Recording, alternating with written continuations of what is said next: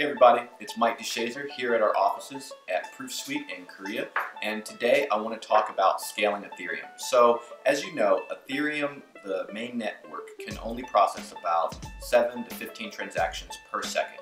Well, as more companies begin to tokenize and we get more trade volume, we need hundreds and thousands and hundreds of thousands of transactions per second, kind of like Visa or other kind of exchanges you have to have. We've been looking at various solutions, including Plasma by Vitalik Buterin and Joseph Poon, as well as the Raiden network by Brainbot. So Brainbot has actually introduced code on GitHub that kind of works. It's in early alpha phase, and the founding team suggests that you don't actually use this on the mainnet. So we're some of the first to actually take the code and put it on the mainnet, not because we think that it's ready to be used, but because we want to actually see how it acts in the wild. So in this video, we're going to take Ethereum tokens on the Ethereum mainnet. We're going to put them on the Raiden network, and off-chain, we're going to hash lock and move them back and forth and do lots of transactions, or show how we could do lots of transactions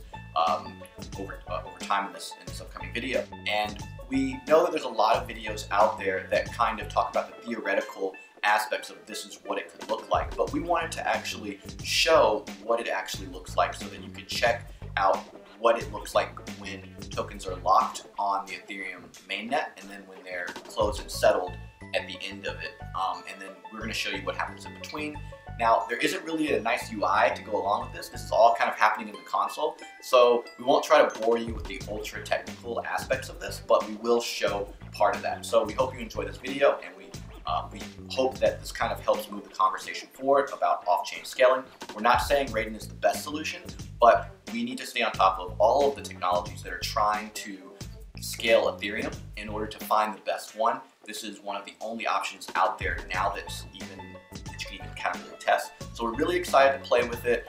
We hope to continue growing our own knowledge base in this space so that we can bring solutions that enterprises as well as everyday consumers like me and you can leverage on top of the blockchain in a way that is completely peer-to-peer and censorship resistant. So here we go. This is going to go quite fast, so hopefully stay with me. I just called the Raiden command, and I'm selecting which account I'm using, and I'm putting in my password here. This checks that I'm synced up to the Ethereum network. Once Raiden confirms that, it opens on port 5001 on my local server. From here, I'm actually going to another client, which is running on my Amazon server in the cloud, and I'm selecting, again, an address, and I'm putting my password, which you can't see.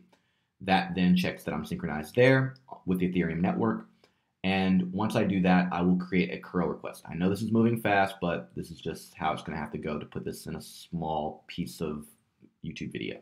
So I put my partner address, which is my Amazon address that I just selected on the other node, and I call that /channels endpoint.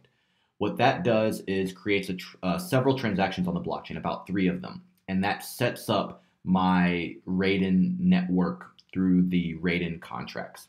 Now, Raiden at the moment will tell me that that did not work, but in fact it did. It's just because they're using a timeout instead of WebSockets at the moment, and we're working to kind of fix that. So this is really early, just be aware of that. Now, I've called /channels. Now, what /channels does is it shows me that I have a channel address. I can use that channel address, and on my server, on Amazon, I just called another command which actually added 5 tokens to the channel. So now I have 5 of the same tokens that the other MacBook, which where I am right now, has, and I've loaded those both onto the channel. Now, these 2 nodes don't see each other, so what I'm doing now is I'm closing both out and I'm restarting the Raiden nodes.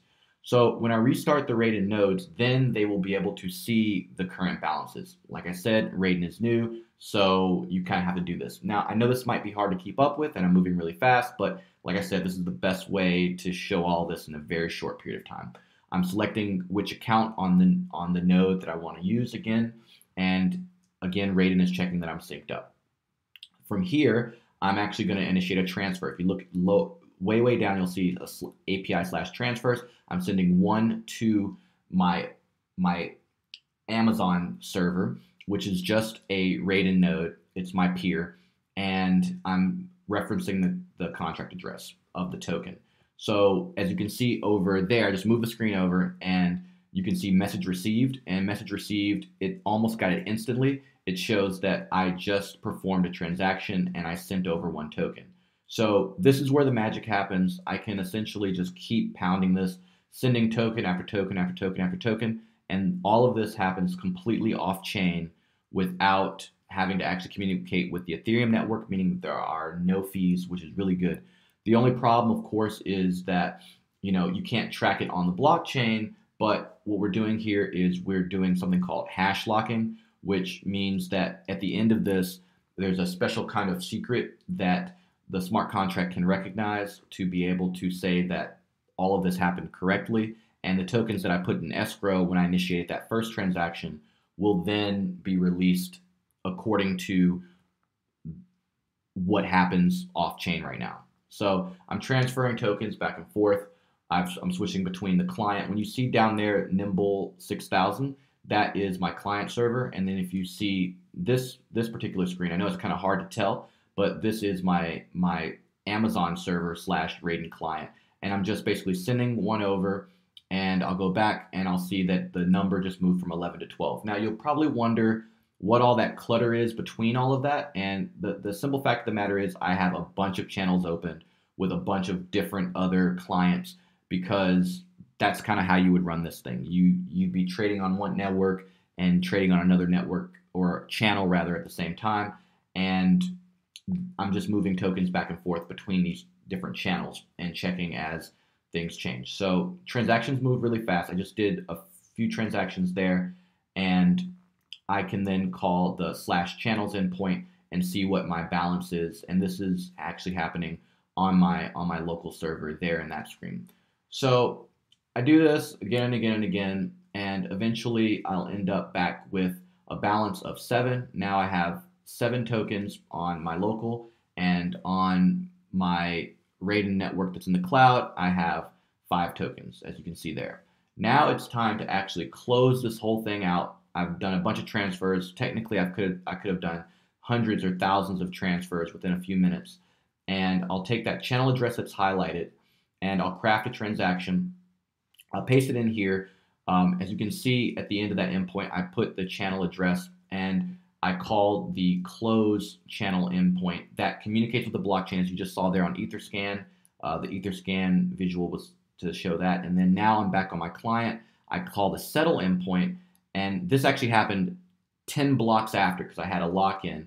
And when I call that, it checks everything and then it settles it. Now this actually happens on the blockchain. I'm paying 1 transaction fee for all the different transfers that happen between 2 nodes. And that's how Raiden works. It's very early, and it's not very, very pretty right now, but we're going to try to make it pretty. But just wanted to give everyone an update on where things are at the moment.